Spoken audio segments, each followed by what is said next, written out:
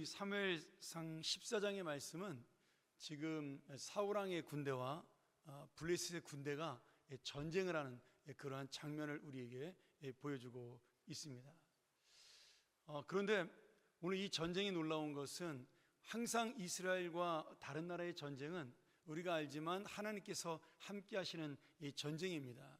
그런데 아쉽게도 지금 이 전쟁은 이 사울왕이 믿음을 잃어버린 상태에서 이 블레셋과의 전쟁을 만나게 되죠. 그래서 모든 백성들이 이 두려움에 떨고 그리고 지금 이 전쟁에 질까봐 겁을 먹는 그러한 내용들이 14장부터 계속해서 이어지고 있습니다.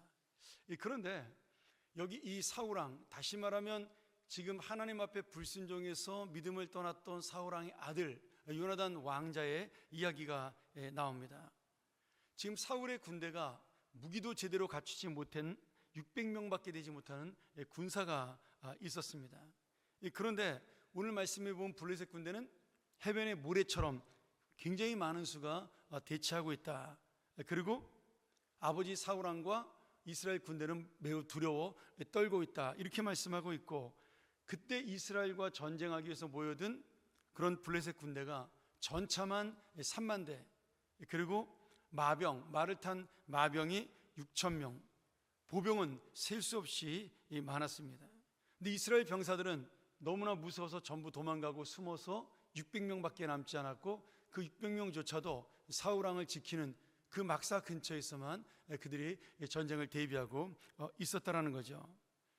그리고 지금 비록 요나단은 왕자지만 자신에게는 단 한 명의 부관, 자신의 신부였던 그 시종한 사람을 제외하고는 그를 도울 수 있는 군사가 하나도 없었습니다.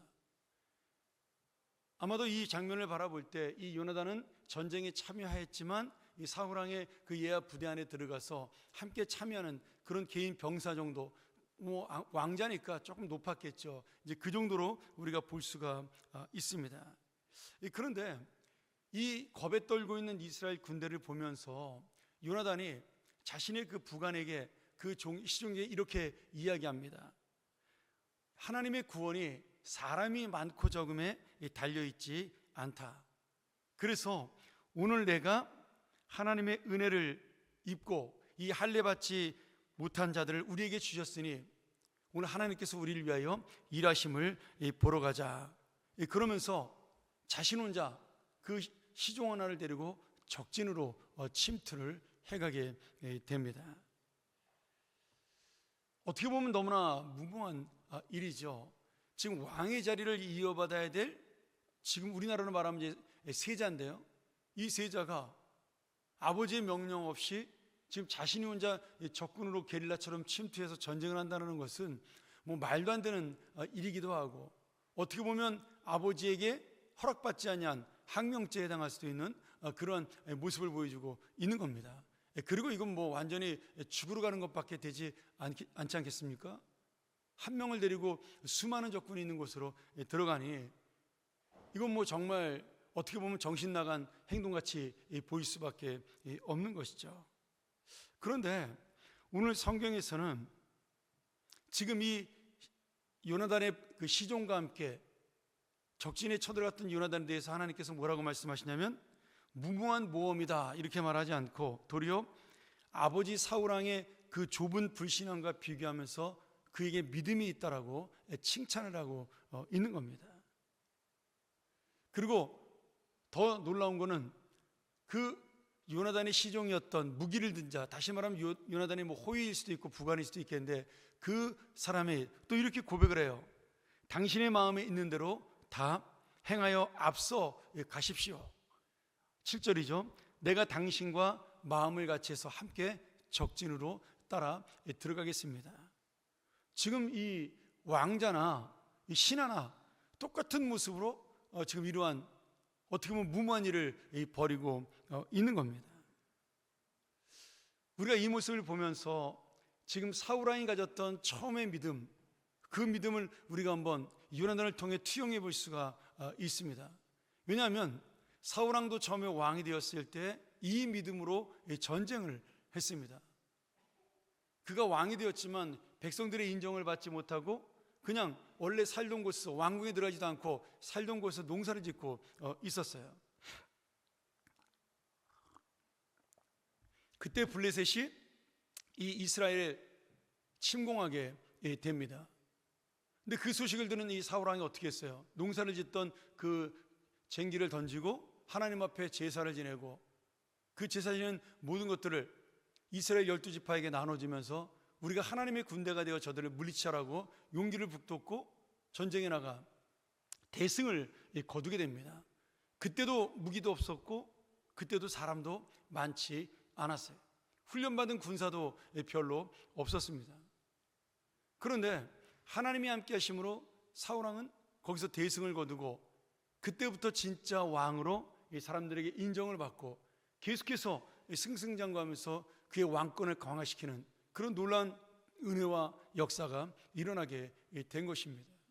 그런데 어느 순간에 이 젊었던 사울왕이 나이가 들면서 예전의 신앙을 잃어버리고 지금 블레셋 앞에 섰을 때 두려움과 떨림으로 하나님을 의지하지 아니하고 병사들을 계수하면서 그가 무서워했다라는 거예요. 그런데 지금 요나단은 성경에 나오지 않지만 저는 분명히 그렇게 확신을 해요. 예전에 아버지가 가졌던 믿음을 요나단은 보고 어릴 때 배운 겁니다. 그래서 아버지가 이겼던 블레셋 군대, 하나님이 도와주셔서 승리했던 블레셋 군대라면 나도 사람의 많고 적음, 그때도 사람은 적었다. 그러니 지금도 사람의 많고 적음에 달리는 것이 아니라 우리의 믿음에 달려있고 하나님의 구원하심에 달려있다라는 그 믿음을, 아버지에게 배운 믿음을 그대로 가지고 가서 그가 적군의 침투에 들어갑니다. 여러분, 이게 굉장히 정말 아이러니한 놀라운 모습이죠. 우리가 계속해서 주일날 지난주까지 이스라엘 왕들에 대한 이야기를 배웠지만 좋은 왕들은 항상 아버지의 믿음을, 아버지의 좋았던 믿음을 따라가려고 노력을 합니다. 그 아버지가 중간에 변절이 되고 많은 왕들이 그러지 않았습니까? 사실은 극소수의 몇 명을 제외하고는 끝까지 믿음을 지키는 왕이 거의 없습니다. 그런데 선한 왕들은 항상 아버지가 가졌던 그 선한 모습, 아버지가 가졌던 하나님을 믿었던, 의지했던 그 믿음을 따라 나라를 다스리면서 하나님의 복을 받고 영광을 얻습니다. 지금 요나단도 아버지가 변했다는 사실을 알아요. 지금 다윗을 죽이려 하고, 그리고 하나님을 의지하지 아니하고 그런 불신앙으로 빠진 아버지를 알지만, 그러나 자신이 어렸을 때 처음에 봤던 아버지의 모습, 블레셋 군대 앞에 단단하게 서서 주님만 의지하고 나갔던 그 모습이 그대로 남아있기 때문에 이 요나단은 지금 단단한 믿음을 가지고 그 부하와 한 사람과 함께 적진으로 쳐들어가 하나님의 역사가 그 놀라운 은혜 속에 임해서 20명을 죽이고, 그 20명이 죽는 모습을 본 블레셋 군대가 14장 이후로 계속 나오죠. 자기들끼리 놀래서 서로 전투를 벌이고 적군으로 오해하다가 전부 다 도망가 버리고 맙니다. 여러분, 누가 그런 두려움과 공포를 블레셋 군대에게 심어줬을까요? 요나단의 믿음을 바라본 하나님께서 역사를 하신 겁니다. 오늘 저는 요나단이 했던 고백, 6절에 나온 고백이죠. 여호와의 구원이 사람이 많고 적음에 달리지 아니하였다. 그리고 10절에 우리가 읽었던 고백, 여호와께서 그들을 우리 손에 넘기셨다. 이것이 우리의 하나님이 함께 하시는 표적이다, 표징이다, 이렇게 말씀하고 있는 겁니다. 여러분, 오늘 승리도 중요하지만 더 중요한 건 뭐냐 하면 이 승리를 갖게 되는 아버지의 믿음을 따라갔던 요나단의 믿음입니다. 여러분, 요나단은 아버지보다 훨씬 더 훌륭한 인격과 믿음을 가진 소유자죠. 그래서 어쩌면 자신의 왕자리를 위협할 수도 있는 정적이었던 다윗에 대해서 오히려 아버지보다 더 미워해야 되는데, 그는 다윗을 자신보다 나은 왕이 될 것이라고 확신을 하고 오히려 그와 친분을 맺고, 그리고 다윗에게 왕의 자리를 양보할 수 있다라고 말할 정도로 하나님의 뜻을 생각했던 사람이에요. 자신의 자리, 자신의 권력을 내어놓기가 너무나 어려운 그러한 사람의 마음이지만 이 요나단은 이 믿음을 가지고 하나님이 진짜 원하시는 것이 무엇인가를 생각하면서 그가 하나님 앞에 모든 것을 맡기는 믿음을 가졌다는 겁니다. 요나단이 지금 전쟁이 사람의 숫자에 달려 있지 않다, 하나님께서 우리에게 반드시 승리를 주실 것이라는 믿음은 자아도취나 아니면 미신이나 맹목적인 신앙이 아닙니다. 그가 살아온 인생과 역사 속에서 만났던 하나님, 자신의 아버지를 바라보며 역사하셨던 그 하나님이 그의 마음속에 있었고, 그래서 그 믿음이 지금 드러나는, 하나님 앞에 정말 자신의 삶으로 드러나는 그런 모습을 보여주고 있는 것입니다. 얼마나 놀라운 일이 벌어졌냐면, 요나단이 이렇게 하나님의 능력으로 그 전쟁에 나가서 적군들을 자중질환에 빠지게 하고 승리하자, 지금 너무나 두렵고 떨려서 그 블레셋 편에 붙었던 그 이스라엘 사람들이 있었습니다. 사실은 매국노죠. 배신자들인데 이 배신자들마저도 요나단의 믿음을 보고 용기를 얻고 다시 돌아와 블레셋을 대항하는 그런 놀라운 역사가 그 안에 일어납니다. 그러니 지금 요나단의 그 부하한 사람이 시작했던 믿음의 역사가 지금 블레셋 군대 전체를 이길 수 있는 그런 은혜로, 역사로, 하나님의 능력으로 나타나게 된 것이죠. 오늘 누구 한 사람 때문에요? 요나단 한 사람 때문에, 그 믿음 때문에, 그리고 하나님을 붙드는 그 놀라운 역사로 인해 지금 한 나라가 살고 한 민족이 살고 수많은 사람들이 변화하는 이 역사를 우리가 만나게 된 것입니다. 말씀을 정리하죠. 오늘 우리가 이 말씀을 보면서 깨달을 수 있는 것이 무엇일까요? 여러분, 자식보다 나은 부모가 된다는 게 살아보니까 저도 쉽지는 않은 것 같아요.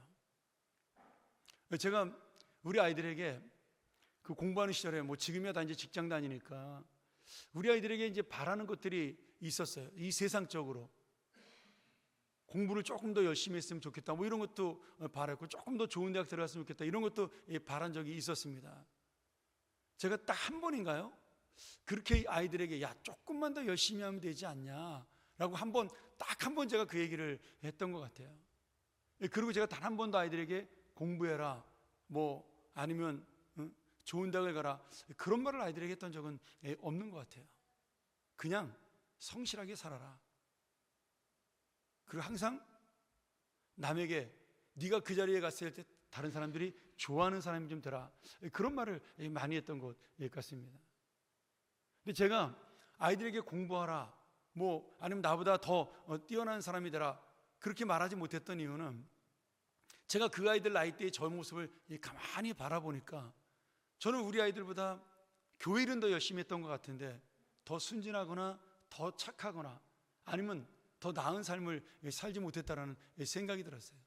그래서 나보다 나은 삶을 살고 있는 우리 아이들에게 제가 별로 그렇게 충고하거나 해줄 말이 별로 없더라고요.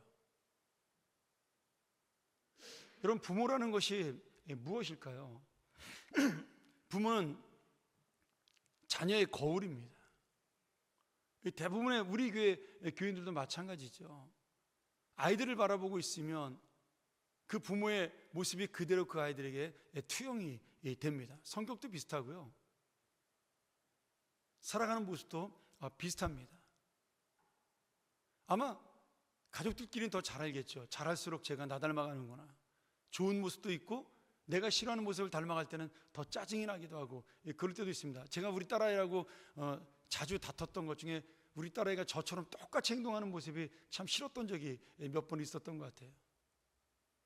그런데 여러분, 우리에게는 어떤 소망이 있어요? 내가 믿음으로 살아가는 동안 우리 아이들이 내 중심과 믿음을 본다면 최소한 이 아이들은 하나님께서 나보다 나은 믿음의 인생으로 살게 할 것이다.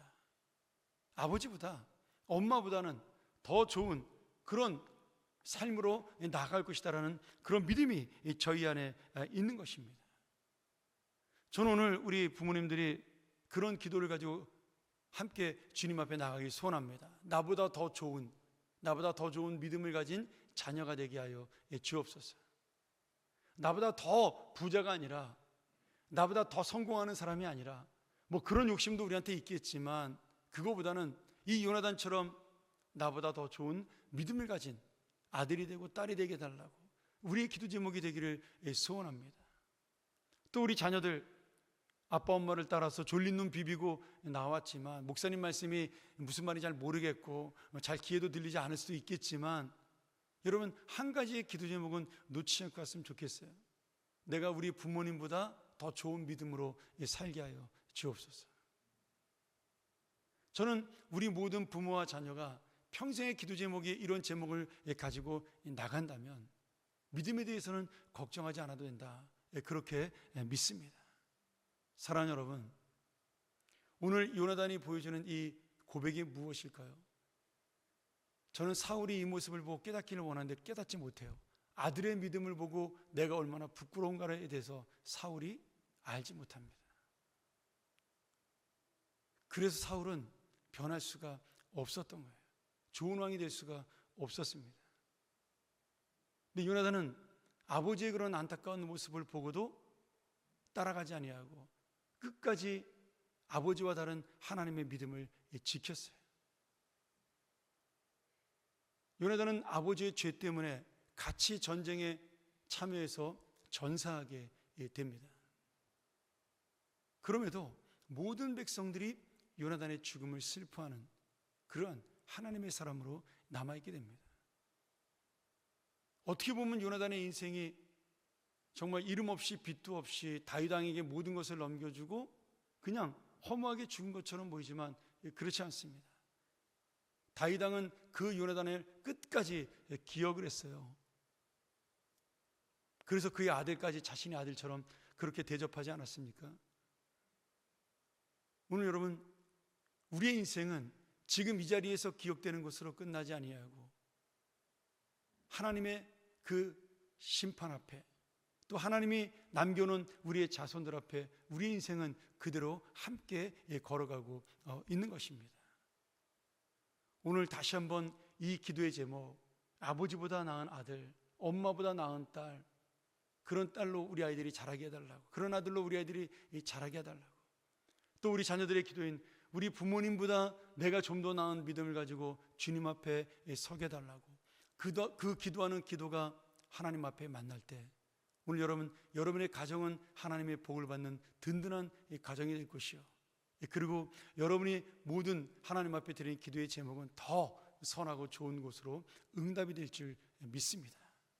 오늘 함께 이 시간 우리 이 말씀 기억하면서 기도하며 나가기를 원합니다. 이 아침 우리에게 주시는 하나님의 은혜, 하나님의 정말 그 교훈은 다시 한번 무엇일까를 생각하면서 내가 오늘 이 말씀이 내 삶의 말씀이 되고 나는 어리석은 부모처럼 살아도 우리 아이들은 하나님의 은혜로 살게 해달라고, 그것이 부모의 마음 아니겠습니까? 내가 지금 부족하고 약해 보여도 우리 아빠 엄마처럼 나도 좋은 믿음을 가지고 살고 더 나은 하나님이 더 기뻐하는 인생을 살게 해달라고 우리 시간 이 기도의 제목을 가지고 함께 기도하며 나가기를 소원합니다.